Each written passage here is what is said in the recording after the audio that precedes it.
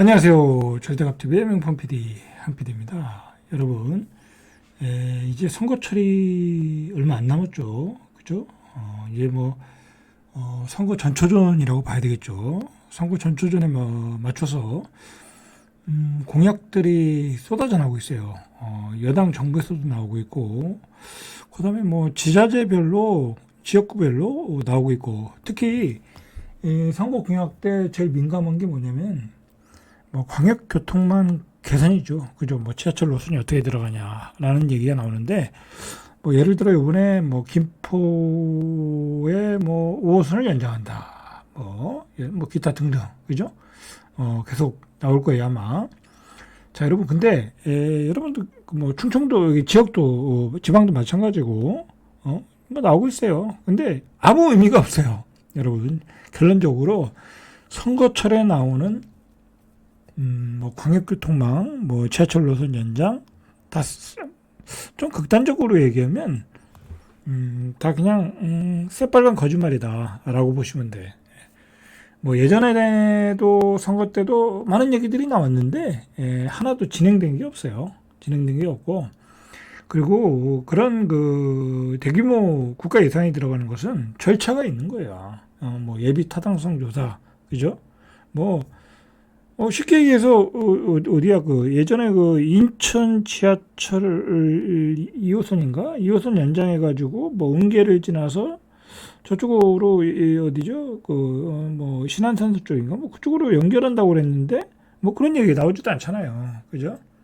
다 이거 그러니까, 그냥 미래의 계획이다라고 보시면 돼요. 미래의 계획. 그 미래의 계획이 언제 실현될 줄 모른다.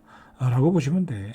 그리고 쉽게 얘기해서 그거 한 20년, 짧게는 10년, 10년도 어렵고요. 기본계획 세고 얘도 최소한 15년, 길게는 20년, 30년 걸리는 거야. GTX A가 나온 게 언제예요? 지금 아직도 개통이 안 됐는데. 그런데 중요한 거는 그때 선거 때만 반짝한다. 그러니까 요즘은 그런 쉽게 말해서 호재가 나와도 반응이 없어, 시장에. 그죠? 또 정치인들이 하는 소리구나. 그렇게, 알고 끝내는 거죠. 그죠? 자, 여러분들, 그렇게 좀 판단을 하시고, 그런 이야기들이 나오면, 귀가 쏠깃해서 들으실 필요는 없어요. 그냥 다 헛 공약이다. 립 서비스다. 라고, 첫 번째 이야기하고, 자, 두 번째 제가 이야기해드리고 싶은 것은 뭐냐면, 요즘, 신규 상장 종목 과열이야. 제가 이거 몇 번 말씀드렸는데, 한 번 더 짚고 넘어가야 될 것 같아요. 자, 이거, 최근에 상장한 건데, 오늘도 올라갔네. 그죠? 오늘도 올라갔어요. 이게, 처음에 상장하고, 이게 처음에 많이 올랐어요. 많이 올라가지고, 이게 얼마까지 올랐나? 한 6만 한 4천 원 정도까지 올랐다가 반토막 났어요. 반토막 나가지고 여기서 이렇게 다시 매집해가지고 올라가서 이 6만 4천 원을 뚫어버렸어. 뚫어서 7만 3,500원이야. 근데 이게 왜 이걸 심각하게 얘기하냐면 과열이 됐다라는 거야. 지금 이 종목만 아니라 신규 상장 종목들이 천원 상장하는데 200%로 오르고 그래. 이거 우리가 IMF 때 코스닥 처음에 상장할 때 그랬거든요. 코스닥에 상장하면 몇 배씩 오르니까 그때 그랬어요. 자, 그때도 그런 아주 희소 가치가 있어가지고 그렇게 해서 막 한 번 상장하면 몇 배씩 오르고 그랬는데 지금은 사실 그럴 때는 아니거든요. 코스닥에 상장했는데 기업 가치에 비해서 형편없이 평가받는 회사가 얼마나 많아요. 거기서 사면 되는데 한마디로 이런 종목들에 왜 조금 제가 얘기하자면 왜 이게 세력이 붙는 거죠. 세력이 붙고 그리고 데이 트레이더들이 다 붙고 해서 이렇게 과열되는 건데 이게 문제가 뭐냐면 일단 문제점부터 파악하셔야 돼. 이게 보세요. 시가총액이 4조야. 여러분 4조면은 제가 일일이 비교는 안 하겠지만 4조면 우리나라 한 20이 안엔 들어갈 것 같아. 그죠? 20위 안에는 최소한. 자, 그런데 이 회사의 매출액을 보세요. 매출액. 이 매출액을 보니까 2020년도에 200억. 뭐 적자는 뭐 145억. 뭐 말할 것 매출이 200억에 적자가 145억. 그다음에 2022년도 자, 23년도 볼게요. 23년도 매출이 634억. 그래도 많이 늘었어요. 한 몇 년 전보다 한 3배 늘었어. 634억인데 영업이익이 마이너스 122억. 자, 뭐 좋다 이거야. 이게 그 앞으로 성장할 수 있는 사업이니까 그래도 너무 고평가된 게 아니냐라는 얘기죠.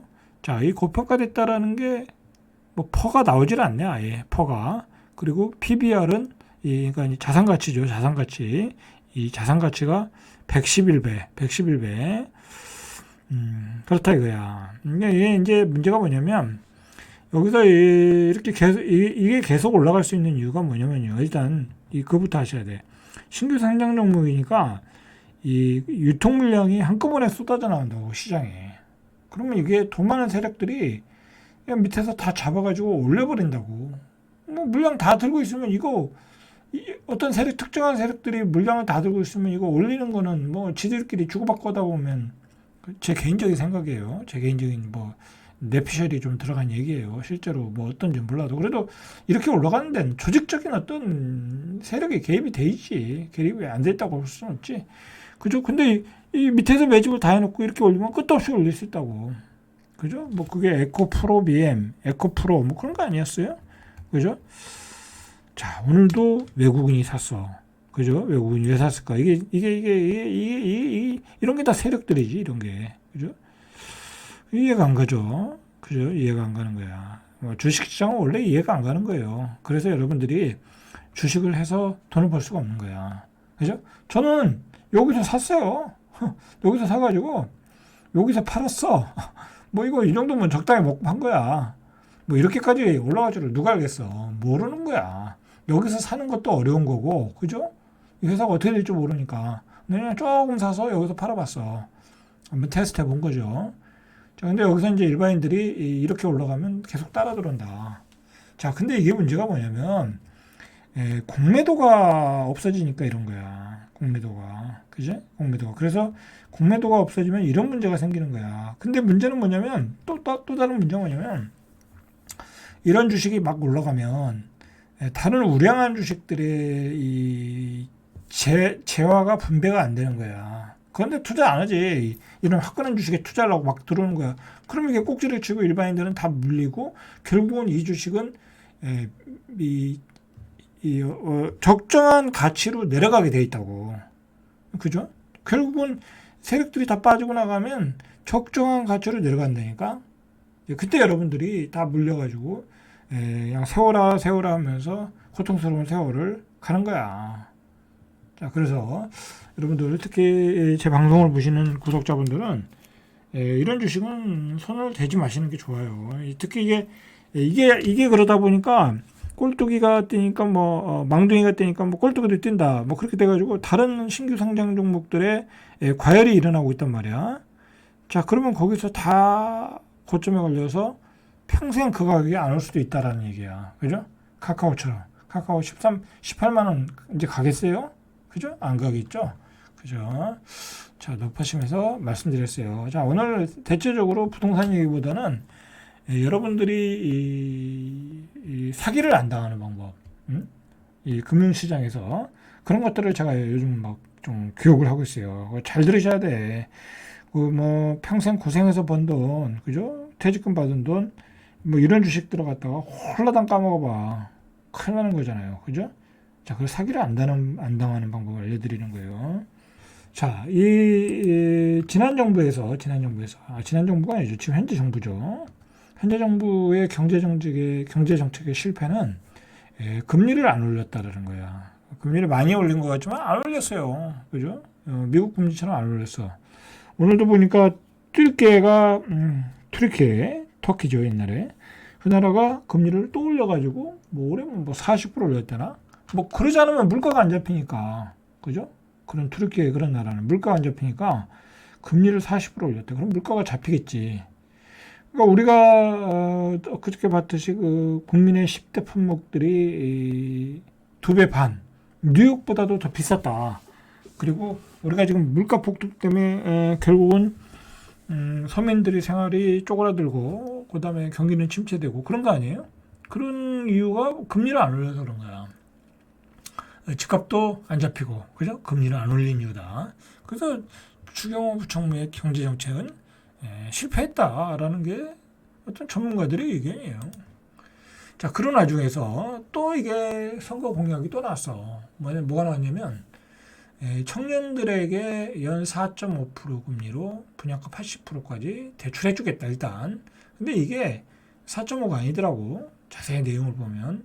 연 2%대, 그죠? 2%대까지 해서 집값의 80%를 또 대출해주니까, 또 집을 사라.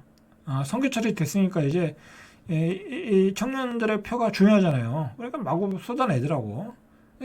지금 고점에 있는 집을 또 사라는 거야. 대출받아가지고. 근데 6억 이하만. 근데 서울에 6억 이하짜리가 거의 없죠. 그죠? 거의 없죠. 그러니까 뭐 서울에서 살지 말고, 저기 지방이나, 그죠? 지방은 6억이면 충분히 살 수 있으니까. 아니면 수도권 가서 살아라. 그 얘기죠. 자, 만 19세부터 34세 무주택 청년. 자, 이 청년이 이제 대상인 것 같아요. 청년주택 드림 청약 통장. 이런 통장을 이제 만들어라 이거예요. 만드는 가입 요건이 일단 대폭 완화됐다. 예전에는 연소득 3,500만 원 이하. 근데 연소득 5천만 원까지 해주겠대. 5천만 원. 그럼 뭐 대기업 단위로 그러면 안 되겠네. 그죠? 연 5천만 원까지 이하의 대상들 19세부터 34세까지 그리고 세대주가 아니어도 괜찮다. 이게 또 포인트죠. 세대주가 아니어도 괜찮다.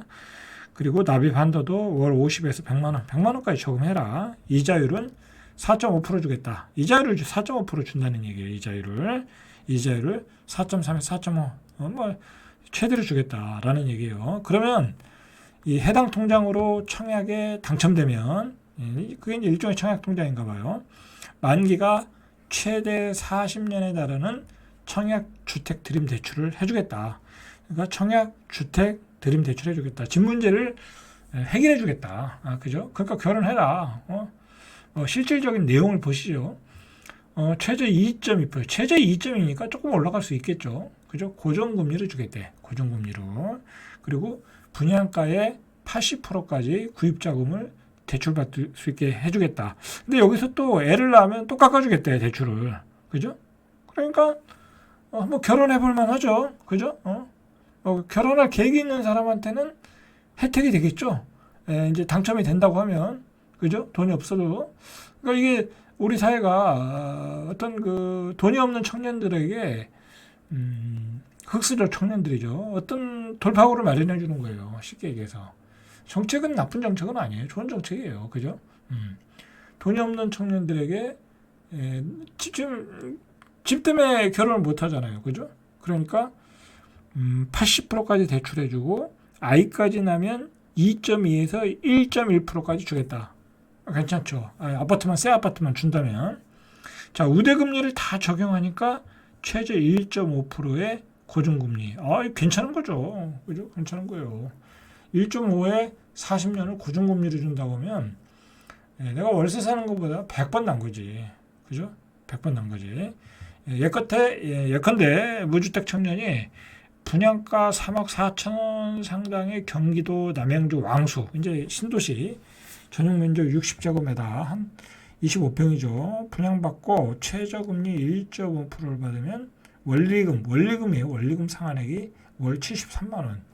그러니까 연봉 한 4천 벌면은 뭐 그냥 월 300 버는데 월 300 버는 청년이 부부가 둘이 벌면 더 벌 거 아니야. 그죠? 그러면 한 연봉 5천이라고 생각하고 한 6천? 그러면 73만 원 월세 내면 살만하죠. 그죠? 그리고 또 갚아 나가면 되니까. 자, 문제는 이 아파트를 받을 수 있느냐 이거야. 받을 수 있는 방법은 있죠. 그죠? 신혼특공. 그죠? 자, 문제는 신혼부부가 서울에서 출퇴근을 왕숙에서 할 수 있겠냐 이거야. 그죠? 창릉 신도시에서 할 수 있겠냐 이거야. 창릉 신도시만은 좀 할 수 있겠다. 그죠? 왕숙은 좀 멀어도. 뭐 구리 토평 그런데도 가능하겠죠. 하남 교산 그죠? 가능하겠죠. 그죠? 자, 좋아요. 이 정도는 괜찮아요. 괜찮아. 자, 어쨌든 뭐 선거 때 나오는 정책이지만 괜찮아요. 괜찮은 정책이야. 자, 이게 기존에 뭐 뉴홈이라는 게 있어요. 뉴홈 그런 혜택과 중복이 된다라는 거예요. 그러니까 이제 이거를 선택하든지 요번에 발표한 걸 선택하든지 알아서 하세요. 알아서 하세요. 그래서 이게 국토부 관계자는 최근 2030 청약 당첨자 수 등을 감안하면 연 10만 명 이상이 청년주택 드림 대출의 혜택을 받을 수 있다. 자, 이게 여러분, 이 정책이 가만히 보면은 이 역설적인 게 좀 있네요. 그죠? 역설적인 게 있어. 자, 여러분, 이게 어떻게 보면 핵폭탄이야. 뭐 이걸 가지고 또 투기꾼들은 야, 이거 넌 대출 받아서 빨리 구축을 사라. 뭐 그런 개소리를 하는데 그건 개소리예요, 여러분. 그건 개소리야. 개소리고 여러분들 우리 청년들 돈이 없는 흑수저 청년들은 이걸 잘 이용하세요. 이용하시고 이용할 때 어떻게 이용해야 되냐면 비싼 그 구축들 그런 거 받지 마시고 그런 거 받지 마시고 평생에 한 번 받을 수 있는 건데 신도시 그죠? 상비 신도시 그리고 4기 신도시 지금 계속 계획 중이고 그리고 앞으로 계속 청약을 하잖아요. 그죠? 그리고 요즘은 신혼 특공 하면 당첨 확률이 굉장히 높거든요. 받으라 이거야. 돈이 없어도. 그죠? 어차피 뭐야 월세 73만 원만 내면 되는 거야. 20% 정도는 보증금이 있잖아. 6억이면은 한 1억 2천은 있어야 되겠네. 그죠? 근데 그 1억 2천도 빌려줄 수 있어. 내가 보기에 잘만 하면. 그죠? 그러니까 요 기회를 통해서 요 대출을 가지고 여러분들 신규 주택을 받으라 이거야. 그 썩 다리 아파트 사지 말고 그리고 기존의 구축을 사지 말고 신규 분양을 받아라. 기다리라 이거야. 아이 당첨이 안 돼. 아니 당첨이 다 되니까 기다리시라고. 그죠? 예, 그렇게 해서 여러분들의 보금자리를 마련하시면 돼. 그죠? 정부가 여러분들한테 이거 지금 정부가 문제가 많거든요. 이 양극화가 되고 젊은이들이 수도권으로 다 몰리고 갈 데가 없거든. 그죠? 완전히 사면초가라고 우리 젊은이들이. 거기다가 이 지금 여론이 안 좋잖아. 그죠? 전국의 각 지역에서 전세 사기 당한 친구들이 다 누구야? 걔네들이잖아, 걔네들.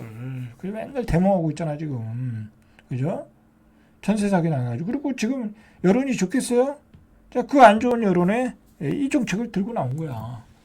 자, 이게 얼마나 먹힐지 모르겠어요. 얼마나 먹힐지 모르겠어. 그런데 중요한 거는 6억 이하 주택이다. 자, 6억 이하 주택이라고 제안하는 게 무슨 이유겠어요? 비싼 거 사지 말아라 이거야. 또 비싼 거 예를 들어서 9억 이하의 대출이라고 하면 완전히 빚덩이에서 살면서 그 집이 폭락하면 어떻게 되겠어? 그 돈 다 날리는 거지. 그죠? 마찬가지야. 6억 이하도 만약에 그거를 뭐랄까 아직 거품이 낀 게 있거든. 조그만 평수들. 그런 거 6억 이하 샀다가 거기서 30% 빠지면 여러분들 난리 나는 거잖아. 온몸 다 날리는 거잖아. 그럼 또 정부 원망하잖아. 그러니까 정부도 생각을 한 거야. 6억 이하의 주택만 해라. 그러니까 이게 뭐냐면 속뜻은 분양받아라. 분양받아라. 그 얘기야. 자, 지금 문제는 지금 젊은이들이 전세 사기 당해서 이렇게 피해자들이 나오고 있는데 그거에 대한 대책은 정부가 전혀 세우질 않고 있어. 그죠? 이건 계속 나오고 있는데 사기꾼들 때문에. 자, 이 얘기는 여기까지 하고. 자, 두 번째 얘기는 이 금융 상품에 대한 얘기예요. 이것도 내가 보기에는 굉장히 위험한 상품인데 사람들이 너무 모르니까 이 상품을 가입했다가 당하는 사람들이 너무 많아. 특히 이 금융 지식이 모자란 사람들. 뭐 금융 지식이 뭐 저같이 뛰어난 사람들은 제가 뭐 대단한 사람은 아니지만 이 정도 상품을 해석할 줄 알거든요. 이런 거에 절대 투자를 안 하지. 자, 보세요. 오늘 홍콩 증시가 2.1% 엄청 떨어졌어요. 이게 예전에 뭐 고충 갔을 때가 12,000인데 반토막 났다고 지금. 홍콩 시진핑이 경제 정책을 공산주의 정책 방향으로 사회주의 정책 위주로 가다 보니까 이 자본주의적인 체제가 남아있는 홍콩 증시가 뭐 되살아날 방법이 없는 거지. 그죠? 자, 이게 왜 문제냐면 오늘 이제 금융감독위원회에서 이제 특별히 이 조사를 하겠다고 나와서 이 기사가 나온 거예요. 자, 홍콩 ELS에 3조 정도의 손실 우려가 있다라는 거야. 금감원에서 파악을 한 바에 의하면.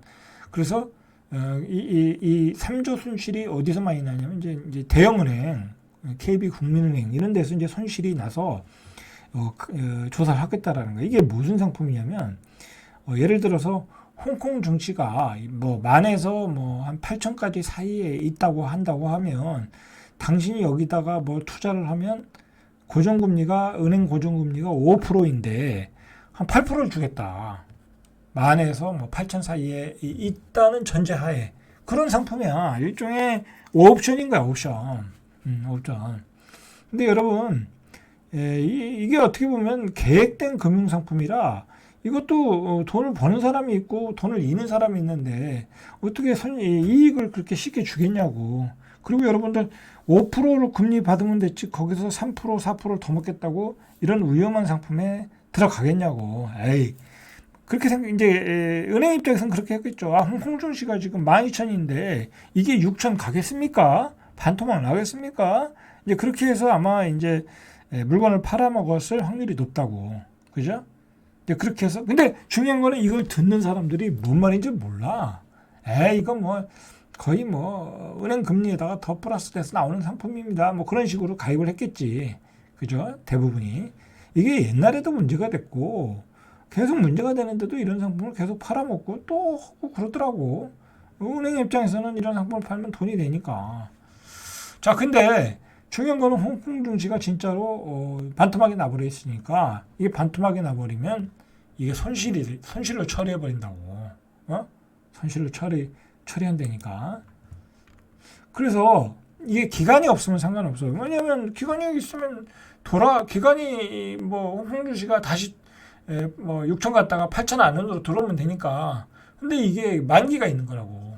그래서 만기가 도래했는데 그 증권이 그 홍콩의 증시가 회복이 안 되면 원금 손실이 생긴다는 거. 원금을 다 날린다니까. 정확히는 제가 모르겠는데 원금이 날린다니까. 원금이. 내가 이자 먹으러 들어갔다가 원금을 날린다니까. 여러분, 그러니까 우리 구독자들은 절대로 은행 가서 그 권유하는 상품 이런 복잡한 상품에 투자하지 마세요. 저도 안 해요. 차라리 그 주식형 펀드를 해. 그거는 그냥 주식이 떨어지면 떨어지는 거고 올라가면 올라가는 거잖아. 그리고 떨어지면 그냥 평생 놔두면 되지. 언젠간 올라오겠지. 만기가 없으니까.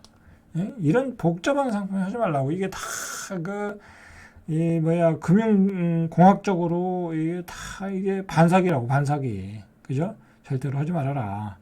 여러분, 이게 제가 오늘 하고 싶은 얘기가 뭐냐면 이게 우리나라 자본주의가 복잡화되면서 이게 반사기적인 상품들이 많아. 이런 금융상품도 그렇고 뭐 상가는 뭐 말할 것도 없고 뭐 지식형 산업단체도 그렇고 다 공실이잖아. 상가도 사명공실이고 그렇게 해서 당한 사람들이 수두룩해. 여러분 그런 자산을 불리는 것보다는 자산을 지키는 게 더 중요한 거예요. 그죠? 자, 이런 손실 구간에 들어갔을 때가 이게 녹인으로 들어갔다고 하는 거야. 그 녹인으로 들어간 금액이 한 3조 정도 된다는 거야, 지금. 3조. 그죠? 3조가 된다는 거야. 자, 홍콩지수가 2021년 2월 19일 12,000 정도. 근데 지금 6,170. 그러니까 이게 녹인 구간으로 들어갔다. 여러분 세상 일은 이렇게 알 수가 없는 거야. 그지? 알 수가 없는 거니까 어떤 옵션이 걸린 상품, 복잡한 상품은 여러분들이 손을 안 댔으면 좋겠다. 자, 하나은행도 2조, 우리은행도 뭐 413억.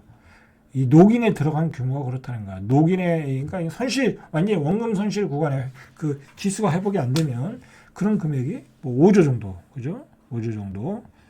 여기 뭐 저기가 국민은행이 제일 많은 거고 3조 정도. 자, 여러분 조심해야 되겠죠. 여러분들이 도처에 사기꾼들이 많아요. 도처에 사기꾼들이 많으니까 조심하시고요. 이런 금융 상품들의 그런 관점에서 한번 오늘 이야기하고요. 그다음에 그 대출 문제는 청년들을 위한 대출 문제는 얼마나 이제 시급한 문제냐 잘 검토하시고 중요한 거는 그걸 어떻게 활용하느냐가 중요한 거다. 어떻게 활용하느냐. 이제 제 방송을 듣는 분들은 뭐 20대, 30대는 별로 없으니까 50대, 60대 그런 분들이 많잖아요. 그죠? 그러면 본인의 자녀들을 위해서 활용해라. 본인의 자녀들이 그걸 통해서 집을 마련할 수 있도록 해라. 세대주가 아니어도 상관없다고 하잖아요. 그죠? 근데 중요한 건 포인트는 신규 주택을 분양을 받을 때 효과가 있다. 왜냐하면 신규 주택은 거품이 없는 거거든. 특히 이제 신도시에서 분양하는 건 거품이 없는 거야. 최대한. 그렇지만 구축을 사면 거품이 있는 거야. 내 돈 20% 가지고 샀는데 20%가 빠져봐. 그럼 원금 다 날리는 거잖아. 그때는 별 효과는 없고 단지 금리가 싼 거로 사는 것 뿐이지만 자, 그런 점을 참고하셔서 여러분들의 자녀들을 위해서 한번 잘 전달해 주시기 바랍니다. 자, 이상 절대값TV의 명품 PD 한 PD였습니다. 자, 마지막으로 한마디. 19세부터 가능하다는 거예요. 19세. 그게 또 포인트네요.